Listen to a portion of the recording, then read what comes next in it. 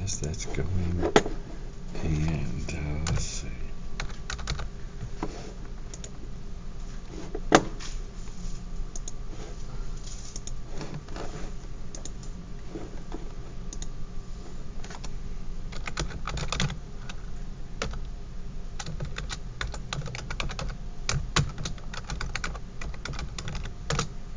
Let's try that. Okay.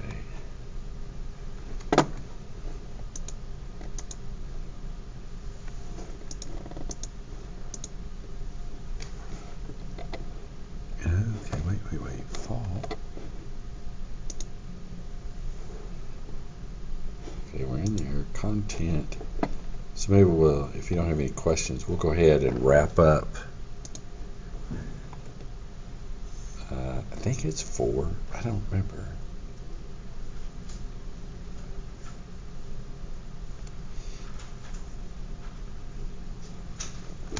Okay, so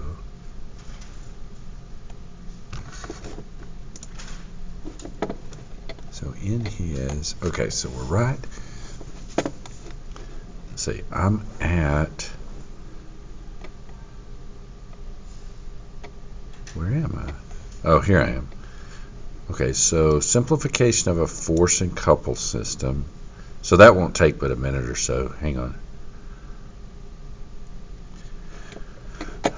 So all that is, and I put one of these problems in the thing. It was a tutorial. It's about and it's exactly this, although I think it's a drawing and it's not someone's hand in a bar. I think it's actually a drawing. You know, that essentially that, it doesn't matter how long the bar is from this person's perspective, because all he feels is that, and they're having to respond with the reverse force. These two forces are actually supposed to be equal in magnitude, but that's so it's kind of weird. So it's whatever they feel at their hand, this force could be moved to there, and so that's what they do there. And I don't know why they have an extra equal sign. However, if it's a moment, maybe I can click in that. Yeah, if it's a moment, you would. Here, let me get this chair. You would actually have to hold up whatever that force was down there. In other words, if you put a like a 100-pound weight here, you're not just going to have to hold up the weight, but you're going to have to twist your wrist. You're going to have to put that on there. The person is going to feel that, which that is going to equal this, and this one's going to equal that. So the person is going to feel this, but this is the equivalent of what this force is. So if you move it back to that location, you have to move the moment with it. So essentially that's what he's saying, is moving a force around, unless it's a couple or just a straight force that had no moment, is going to create a moment somewhere. Oh, that's the one. And so then he goes through here, and it's a lot of math, but all he's doing now is he's summing the forces, and then summing the moments. Now, this is kind of weird because I don't necessarily like this section, because it's essentially moving forces around. Like this is a good example here. You move this, okay, so you move the weight of this stoplight over to a D, and the weight of this stoplight over, D1 for W1 and a D2. It's equivalent to, or this pole right here would feel the same as this moment plus this weight, where the weight is the sum of these two, and the moment at O would be D2 times W1 plus D2 times W2. So that's equivalently what you have to deal with in order to build that joint right there. So it's basically moving things around. However, oh, it looks like a smiley, weird smiley face. However, it's better suited to,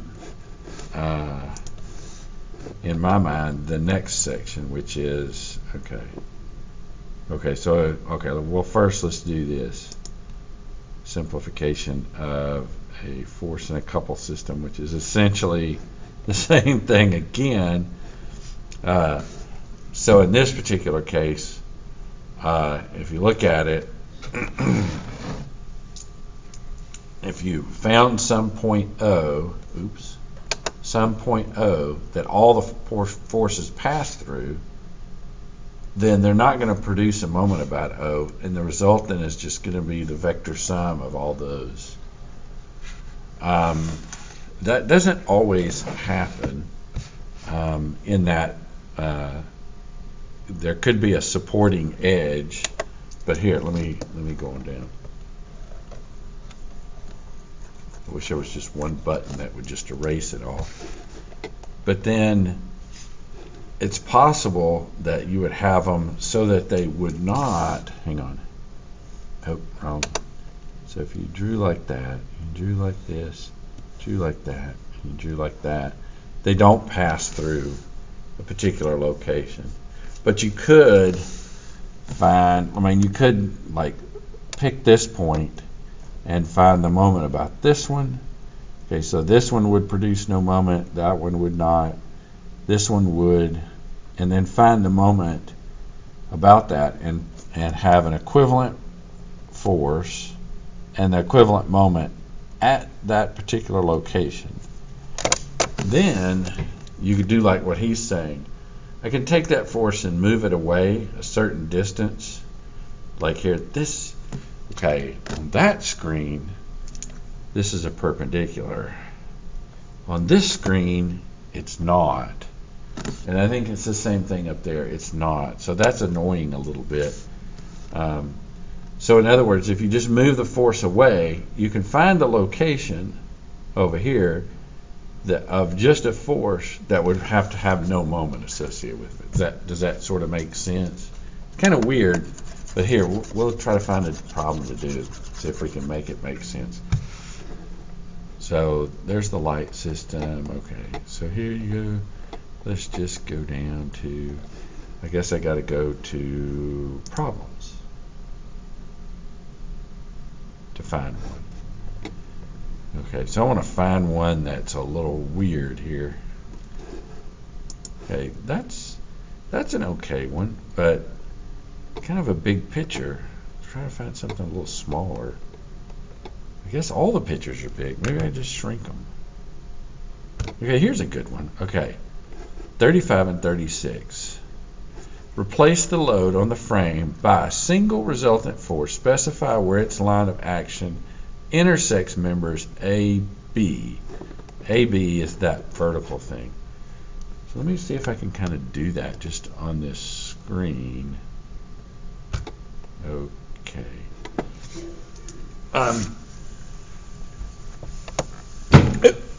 Okay. Let me move these things around.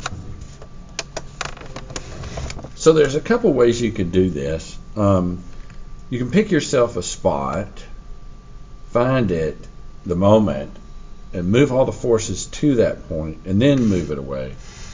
I guess that's probably a reasonable way to do it.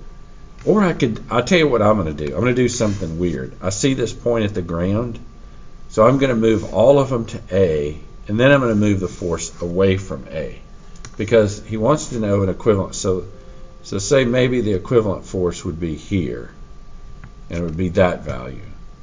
But what I'll do is I'll first find it at A,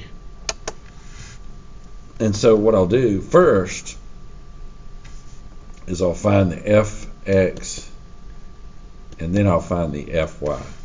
So the Fx, I'm going to go through all the ones that have an X component, and they're that. I don't see another one. So then I would see 4/5 of 250 going to the left, and then I'll see this part would be 500 cosine of 60, and it's to the left, plus 500 cosine of 60, and it's to the left. I don't think the marker works very well at the end. So what I'm going to do is hit MATLAB, and then that way I can find these numbers. That's going to be interesting. Okay, I wonder if that parenthesis is going to disappear. No, it's still there. So the equivalent force this way is going to be whatever those add up to be. And let's see, Alt. Okay. I think I'm going to have to shrink the screen.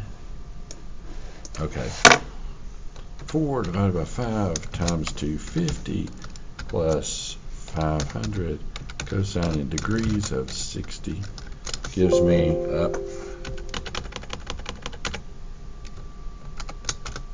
450. Okay. So I got 450 to the left. Now I got part of it going down, another part going down, and then another part going down. So what I'm going to do, oh, that's interesting. Okay. So I'm going to say I got 300 going down from here.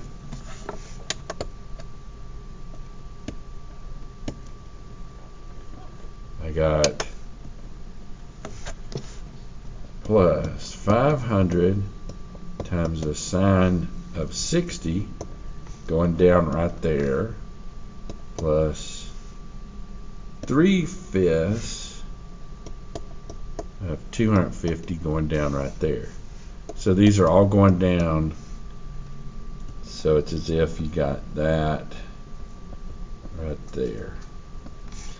Now the question is, what is that number? And this time I'll have to move this to the top, and what I got is 300 plus 500 times sine degree of 60 plus 3/5 times 250. 883 point, I don't know, that's good enough. Okay, wait, 883 going down. Now that would be all by itself, that would be fine, but now I need to, okay, there we go. Now I need to find the moment. So if you think about it, I get a moment from most of these forces. Okay, so I get a force here, which ends up being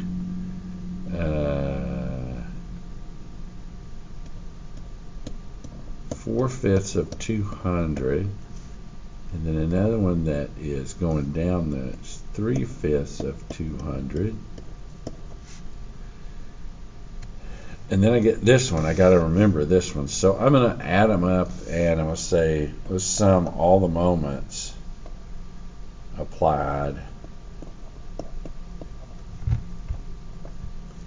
And I don't know. I'm going to make them this way. So the first thing I see is I see a 400 that I got to put. Then this one is creating a moment about that way. So one way to look at this, I don't think I can copy these, but if I took the line of action here and went down here, it's as if I can move this 300 newtons along its line of action, and that distance would be 2 meters. So this one would be producing a negative 2 times 300, or 600 here. 2 meters is the moment arm, It's as if it's a wrench out there.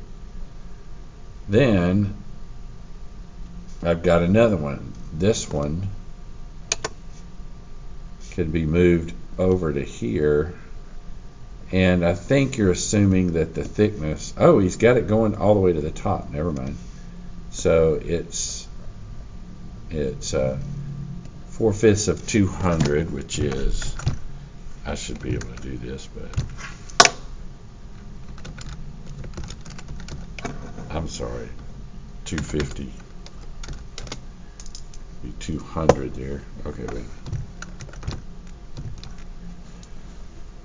So I'm sorry, I should have put 250 right there. I should have put 250 right there.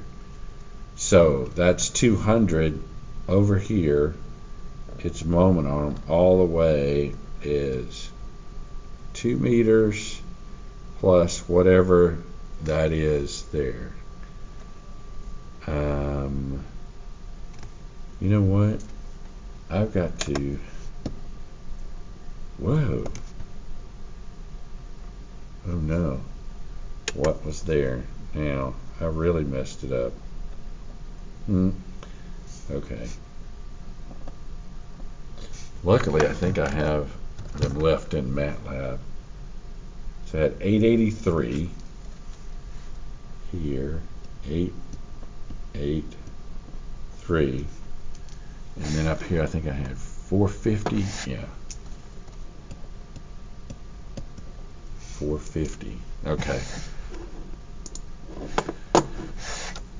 So I've got 200 here and a moment arm of 5, and it is going in this direction, which is in the positive direction. Oh, I can't hit a Control Z?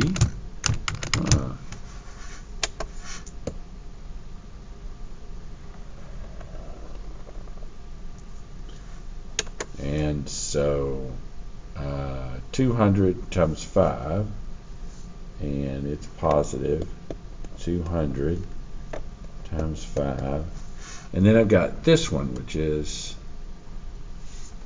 just to be on the safe side, it is 150, 3/5.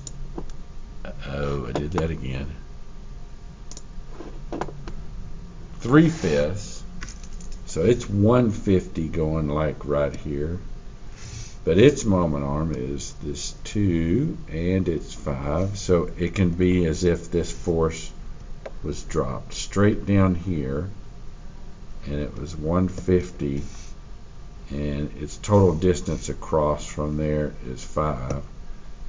It is going the negative direction, 150 and 5.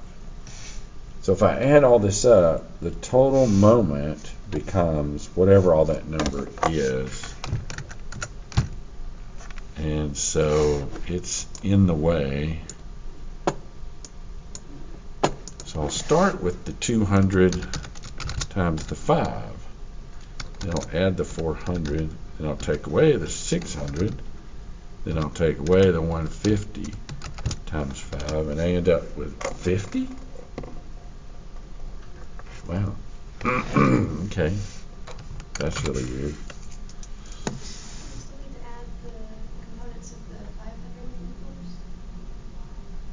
Oh, yeah, you're right. Okay. You're right. Okay, wait a minute. Let's make sure I did all of them right. Okay. So let's say I did the 400. That was from the number that was just given. This came from the 300 and the 2. And then I did this one. This was the 200 and the 5 and the 1. And then you're right. I got one more that's going this way. That ends up being, I think that one ends up being 250, but I better check. And it's 3. So let me make sure that is going this way, which is a positive direction. And it's 500 cosine of the 60 times the moment arm of just 3. Now, Okay, did I get them all? Okay. The one that's going, the one that's going straight down this component doesn't really produce a moment about O, so it's nothing there to do. So I've included this one through its two components, and thanks for reminding me about that one. And then I think it's it. So do two of these and kind of move out of the way. Okay, so I got most of the stuff already written, but now I can add the 500 times the cosine degree of 60 times the 3. 800, okay. So it becomes a total of 800. So now I got all this mess. Okay, so let me see if I can erase some things that kind of clean this up.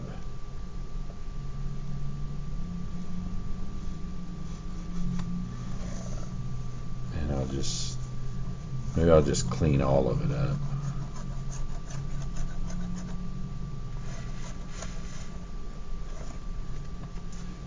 So you have this. So if I just start moving it vertically, so if I start moving a point up to here, at what point, if I just move these forces, would they be equivalent? Okay, hang on. So if I move my 883 and my 450, where would it go? How high would you have to go until the moment actually disappeared? In other words, it's essentially saying this, where I didn't write that down, but this is 800, and it's Newton meters, or meters times Newton. How far do you have to move it till you move it up to this point so there's no longer a need to have a moment there? And so what you do is you just move it up to the point where 450 times the distance, so this times this distance has got to be equal to 800, where the distance is equal to, it'd be nice if that was 400 instead of 450, but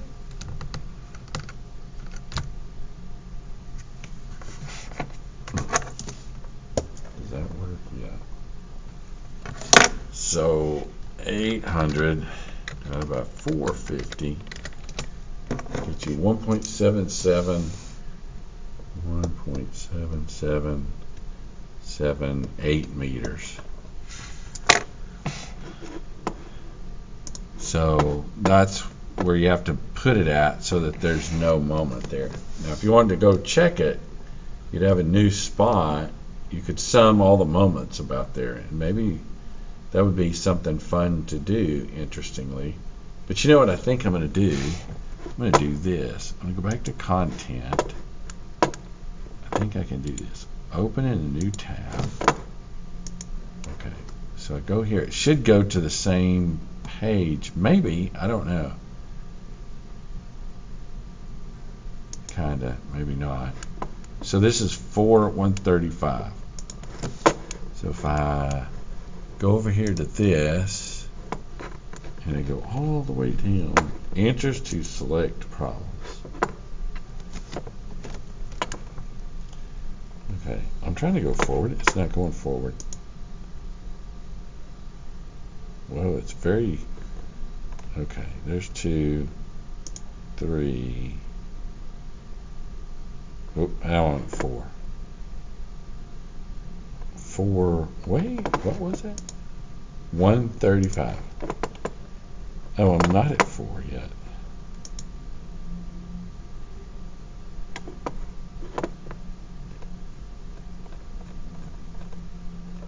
$135. Okay. Okay, so what the guy did, hang on, control. He found the resultant, which we'll do that in a second. And there's his y, and that's what we got. So 99.1. So let's go back and do. I got shifted somehow. But anyway, 99.1. So what is that? That's 450 squared plus 883 squared, and the square root of that should be his that value. So let's see. Okay, let me see if I get back there. Let's see, square root of 450 squared plus 883 squared. Did I do all that? Uh-oh.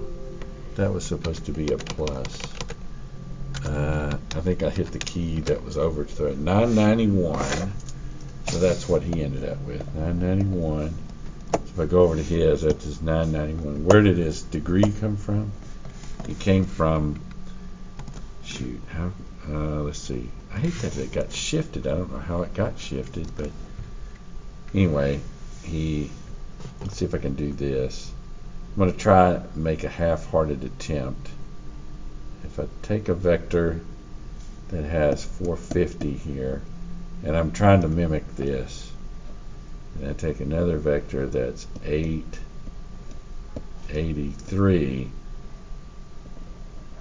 I don't know which angle he's shooting for, but I'm just going to do tangent inverse of, I don't know, I may end up with the other angle, but I can just move 80 off of it. 450, 883. Tangent, arc tangent, degree, 450 divided by 883. I may end up with the other one, which is, I did, but here, 90 minus that, or I can do this, divided by 450. I can find the other angle, which ends up being the same thing. 63. So if I go to 63, so that's his 63 right there. Oh, and he puts this little symbol here to kind of show where that angle is. I should have done that, but that's okay. So that's all these are, is they're just taking all of the forces and moving them to a point where you can find an equivalent. So it's kind of real busy there, but it's essentially all those forces are the same thing as, I don't know, hit control. Let's see if that helps. Not really. Oh, I guess that's it. Okay. So all those forces are equivalent to one more movement. Okay, maybe not.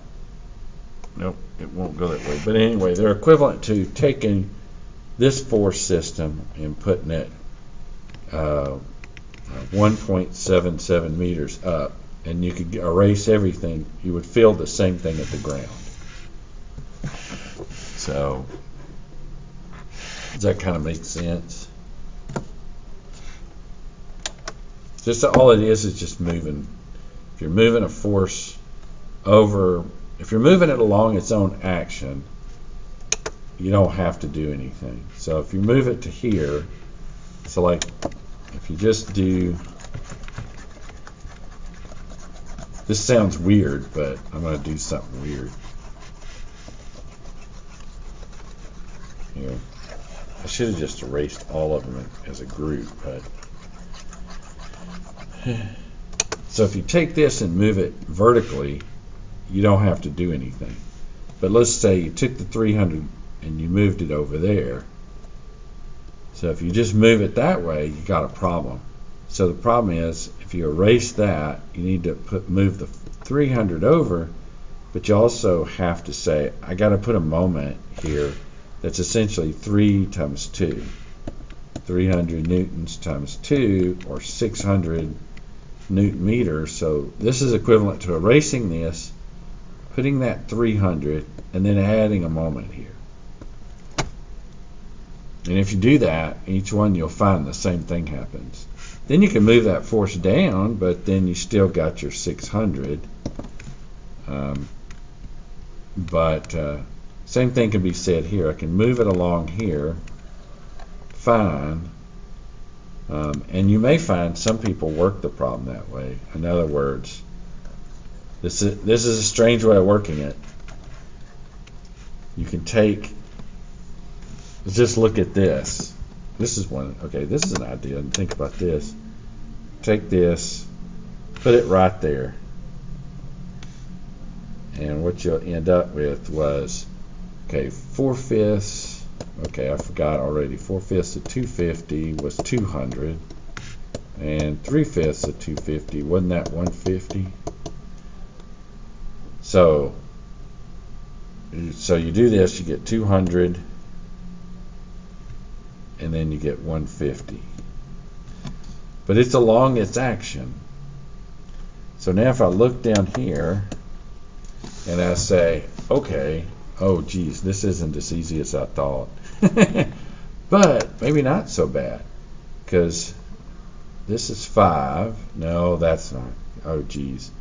I was almost thinking, well, where does it intersect here? I'd have to find that. But essentially, I could do that and take this moment, 200 times this distance, would be the equivalent of moment as this. So in other words, I could erase this and replace it with that, and it would be the same thing. Anyway. What is the benefit of moving that one line though? Can you still have to do all the calculations? Yeah, that's a good point. I mean, there isn't really a benefit, and in this, that's the one reason in this section I don't like it, because the eventual goal is this. The eventual goal is somebody has to build this part right here. So what we really want to do, and this is where I think you should go to immediately, is, okay, we got a ground is pushing up here. The ground is actually pushing back here. And there's a certain moment that the ground is having to push here in order to keep this thing static. So these three forces, you're going to have to design this little structure to withstand this F of X, or what was it? Anyway, F, Y, and then the moment. So really, the thing is wherever it's bolted to the ground, that's where you're focused at. This is just sometimes an exercise. It's not an exercise in futility, but it's an exercise that maybe, I can't say this for sure. Maybe it helps people see how to move forces around, but I'm not even sure of that. I mean, it might help some people, and it might not other people. So, because what happens, here's what will happen. Here, hang on. We'll just speed through this, and you'll see what I mean. Okay, so he can do all this. That's all great. But here's the thing. Okay, find out where I'm at. Okay, so I'm going to skip over this. I'm going to come back to the reduction of a simple load and go over here. The next thing he does is he does equilibrium of a rigid body. Okay, hang on. Have to go down. Okay, these are blobs. This is all great. But let's see. You start with free body diagrams. And in a free body diagram, you replace the roller or whatever this is with a force. And so this is your goal, to find this force. This is simple because there's a roller, but the key is you might get to a fixed support. And in a fixed support, this is what you're going to be focused on. Say I did a force out here that was like that, like this, some sort of moment, and I want to move it back to this point where it's connected to the wall. Why? Because this and this and this are going to tell me what I need to do to design the fixture there. And so essentially what you're going to do is you're going to be moving forces to the end of a free body diagram where it's attached to a particular wall or something. And so that's the whole point of these free body diagrams. Like, you're designing this, I want to know what the forces are at that point, or like right here. whatever object I'm designing, that's going to be what I want to know. And so you'll see throughout this what he does. Hang on. You know, he takes the forces that are on the object. He breaks the free body. He wants to focus on that part of where you're erasing the support, or you're putting these resultant forces. And that's you're not interested in moving it to a random place or anything like that. You're interested in finding out where the object's connected to it, like here, this point at A, or this little part back here, which I'm not sure what it's connected to, but it has 20 pounds here. So you might want to find AX and AY because you need to make sure you have the big enough bolt there. So that's essentially what you're eventually going to be doing, or trying to do. So in this case, he's got two rings sitting there. So the last section, it isn't necessarily an exercise in futility. It's kind of an exercise in trying to see how you can move forces around. The next thing, so you can see right here, he breaks the ground away from it, or he frees the body of its supports. Once he freezes the body of its supports, you're interested in finding out, you know, what are these loads that I'm going to have to design for to hold this up. And so that's where you're focused. That's where you should be focused, is at that point. The rest of it, believe it or not, is all given. All the rest of this is going to be given anyway. So what he's doing there, the only thing I can think he's doing is saying, if I have a bunch of loads, I can find an equivalent load. Now, if that's the case, there is one section back here which, if I get back to it, that makes better sense. And that's these things. Oops. So I think what his mentality is in presenting it this way is to get to this point. So a distributed load is almost like, this sounds weird, but let's say you had a beam, and he may actually do this. Let me go forward and see if he does this. Does he do this? Yeah. Let's see if I can make it bigger. So what he's done is, it looks like a dumb thing, but in essence, he stacked these bricks. I don't know if you can see it all that well. So there's all these bricks right here. And you can see it's a uniform. But then if you started doing like this and started stacking bricks like this, so maybe, I'm not drawing it very well, but maybe it's like this, you might get a load that looks kind of like that. And so when you get something like that, how do you deal with this? And it turns out, so say you had a load like that where there was a lot of bricks stacked on the left end, you represent it as a function, and then what you do is do what he did a few seconds ago. Let me show you. So this is the concept. What he's doing is he says, I guess, where's the first representation of that? Is he says, I can actually look at this from the standpoint of, okay, now he's starting with a pressure here, but then you have a d-force here. The d-force is basically the force per unit length. So say, well, let's just say for the moment it's a function. Then it turns out the area of that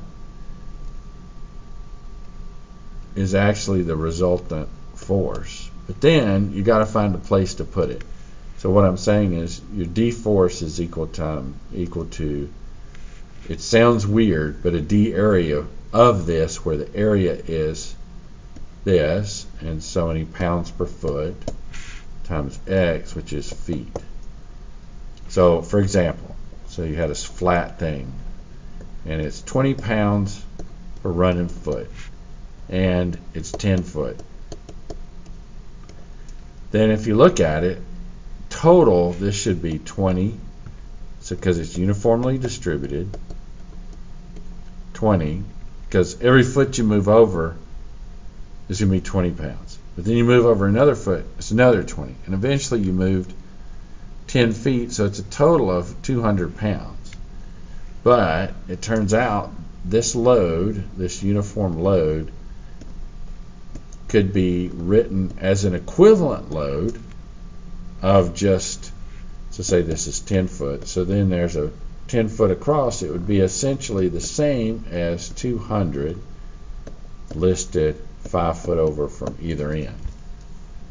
And so I think maybe this is the period at the last of the sentence, where the sentence is all of chapter 4, and this is the period at the end of it. So essentially if you're trying to look back at this, what you're seeing is you're finding the area. Well, if you're finding the area, well, then essentially that's an integration. Although he doesn't represent the integration yet, but I think the next page he does. I guess that's the next page. Maybe it's the same page. So what he's saying is the weight per unit length times the length, and when you look at it, that's the area of the diagram. So if I had a diagram that looked like this, say it went over 10 feet, and this time the weight was a perfect triangle. And say at this end it's 10 pounds per running foot, but it's 10 foot. Well, if you look at this, the area he's talking about is actually this area. So in fact, it's 10 times 10 times half of that. So it seems weird, but that's the area of that diagram, where the y-axis is in pounds per foot, and this is in feet. And so so you have that. The next thing you want to do is, now that I've got that, that's great. I have my force for a flat diagram like he showed with the bricks, and it's all uniformed. That's easy, because that was like 200 pounds. It was 10 foot, and so it turns out to be 200 pounds 5 foot over from either end. But what about a triangle? Obviously there's more weight shifted to the right than there is the left.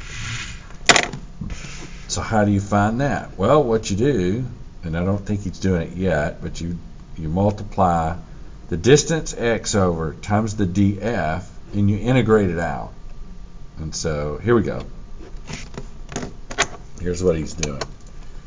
He's taking the little weight, and he's multiplying it times that, because that's now the moment arm. But then you already found the resultant, and then you're looking for the location where this equivalent load is going to be. Think about it like this. We took that 300 pounds, we moved it to the left. That created the existence of a moment. We're doing the same thing now. It just so happens we're looking at little micro loads all the way across. And as we do, each one's a different distance, different x. And we have to integrate. If I took that x out, this would be the same thing that was up there, or essentially the load. And so it turns out that this x becomes this integral over that integral. If you take a close look at it, it becomes the centroid of the area. It seems really weird, but here's what I mean. If someone told you the area of this under here, and they told you the centroid was 1.7 feet or meters from here, then essentially the equivalent load would go right down through that.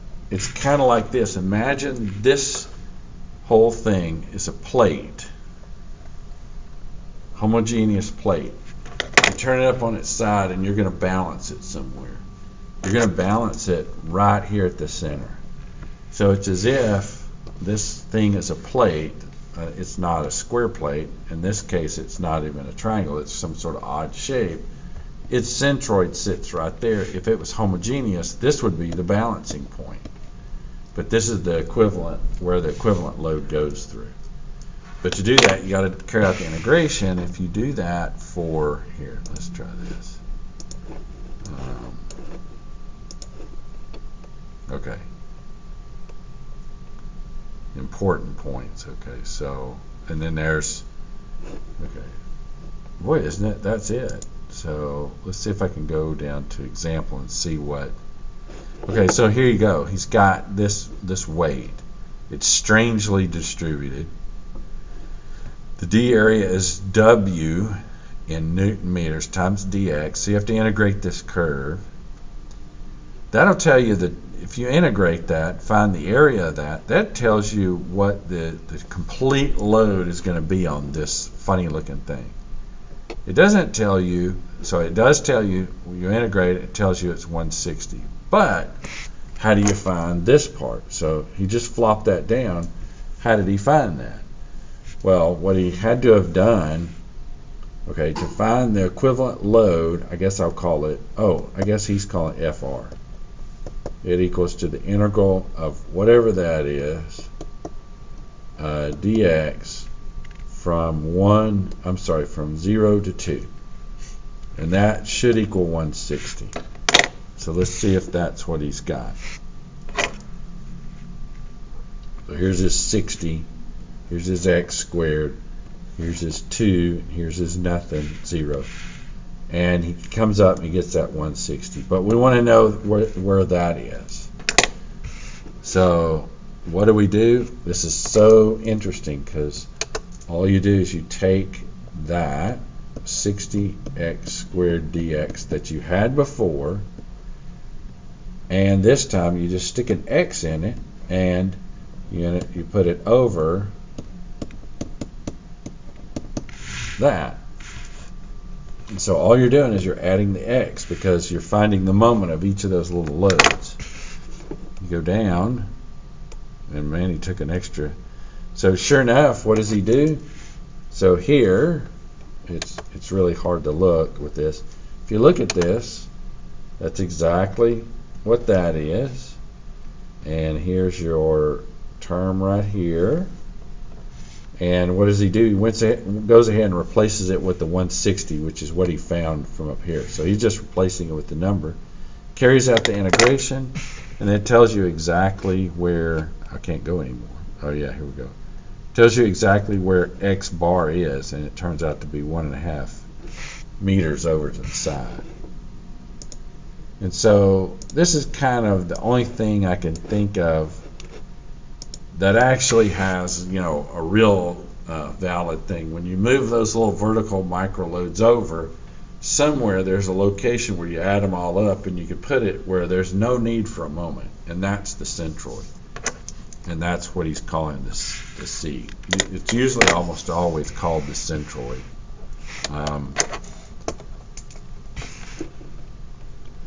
And so if you do it again, he's probably got another term. Maybe it's not so. Okay, it's just a triangular load. So here it is. He's got it in a perspective view. He turns it up on its side. It's 9 meters over. And so if you look at it on the one end, it's going to be 144. Eventually what you'll see is the area of this thing. Okay, so the area of this thing is going to be 1440 times 9 divided by 2, because half of this area is missing. So if you look at that, what does that become? Let's see. 1440 times 9 divided by 2 becomes 6480. Okay, I guess I gotta get it. So it becomes 6480, and it turns out it's 1/3 over. Or this is 3. So let's check and see if he's got those. So if you go down here, So he's looking at the W being 800 x 0.2. Okay, why am I not going down any further? Oh, there we go. So there's his 6480. And then you do the integration. Okay, wait a minute. It goes and then it stops for some reason. He did not. Why did he not finish the problem?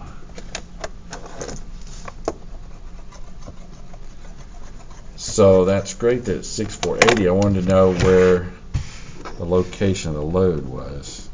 Maybe I have to go to the next one. No? Why did he not finish the problem? Is it just me? Okay, maybe I didn't pull. No? Okay. Oh, okay. Here he does it. Okay, finds the line of action is the centroid of the triangle. Okay. So it's 6 meters from the left, or 3 meters. Here we go. I just rolled right over it and didn't pay attention to it. So that's what it is. The centroid of the triangle sits right there. Maybe next time I'll integrate that. But yeah, on a triangle it's 1/3 from the heavy end. I thought he would integrate that, but apparently not. Sorry about that. Well, sorry I went over there. But I didn't go too far over. It could have been worse.